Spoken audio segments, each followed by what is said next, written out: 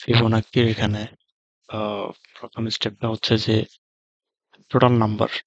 আমরা n সমান কত নিচ্ছি টোটাল নাম্বার, সো 7টা। 7টা নেওয়ার পর হচ্ছে আমরা লুপটা ম্যাক্সিমাম চলবে 1 থেকে 7। ঠিক আছে, তার মানে হচ্ছে যে এখানে আমার 7টা ভ্যালু থাকবে, 3টা, 6টা, 7টা। ওকে, আউটপুটও 7টা। তারপরে যখন এটা 1 পাস করে ফাংশনে, ফিবো আই হিসাবে প্রত্যেকটা ইন্ডেক্স যাচ্ছে।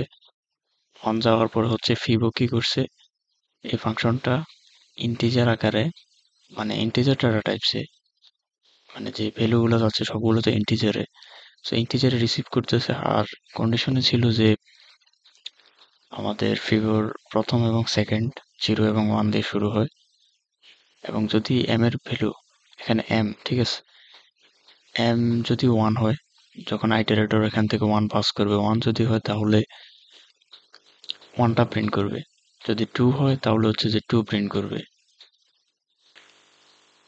অ্যান্ড হচ্ছে যে তারপর হচ্ছে যে আমাদের ক্যালকুলেশন, যার কারণে আমরা এখানে এই জিনিসটা আমরা শুরু করছি আইটারেটর 3 থেকে। সো আগে ইনিশিয়ালাইজ করে নিলাম ফিবো, দেন হচ্ছে যে F1 F2 এখানে ইনিশিয়ালাইজ এবং উইথ ভ্যালু সহ আছে। সো আমাদের মূলত ক্যালকুলেশন হচ্ছে এটা যে F1 প্লাস F2 3 থেকে শুরু হয়েছে। তাহলে হচ্ছে যে আহ, এখান থেকে যখন পাস হচ্ছে 1 2 3, তখন কিন্তু এই কন্ডিশন দুটো আর কাজ করতেছে না।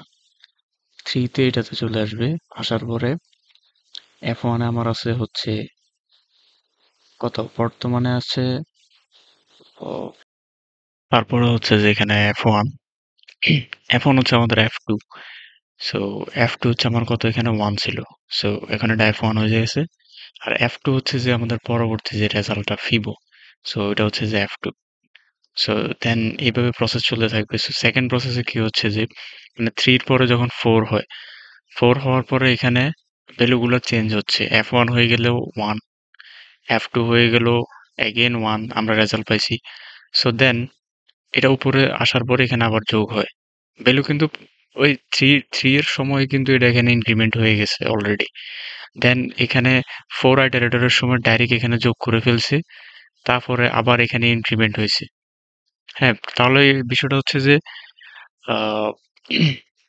ক্যালকুলেশনটা আগে হয়, তারপর ইনক্রিমেন্ট হয় ওই আইটারেশনেই। যখন আরেকটা আইটারেশন আসে তখন আবার নিচে আসে না, ডাইরেক্ট ক্যালকুলেশন করে ফেলবে, বিকজ এর আগে তো এটা ইমপ্রুভমেন্ট এখানে হয়ে গেছে, আইটারেটর প্লাস প্লাস ইনক্রিমেন্ট হয়েছে আর কি।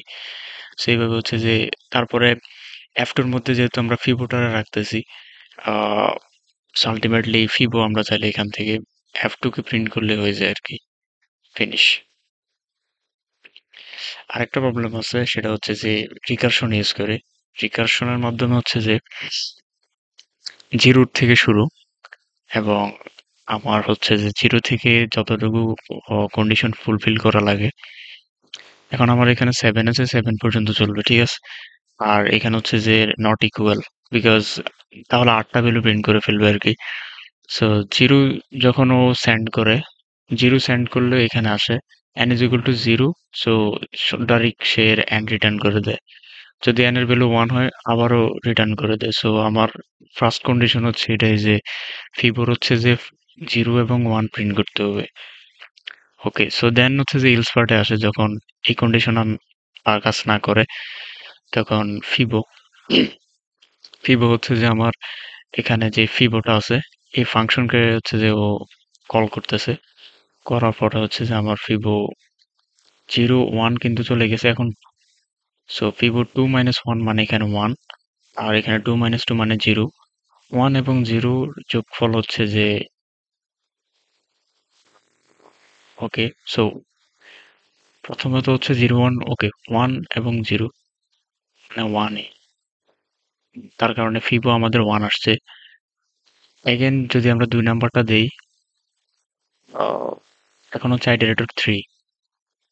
3 এর সময় কি হচ্ছে, 3টা এখানে আসার পরে 3 মাইনাস 1 2, অ্যান্ড 3 মাইনাস 2 1, তার মানে 2 প্লাস 1 3। ঠিক আছে, তো এইভাবে হচ্ছে যে এটা কাজ করে। মূলত এখানে ফিবো বলতে ফাংশনটা বোঝাচ্ছে, আর n মাইনাস 1 ফার্স্ট ব্র্যাকেটের আন্ডারে এটা হচ্ছে যে এই ইন্টিজারে যে ভ্যালুটা রিসিভ করতেছে ওইটার ক্যালকুলেশন, এবং এই দুইটার যোগফল হচ্ছে যে ফিবোর আলটিমেট টোটাল রেজাল্ট। এটা রান করি। ওকে, টেস্ট কেস প্রসেস।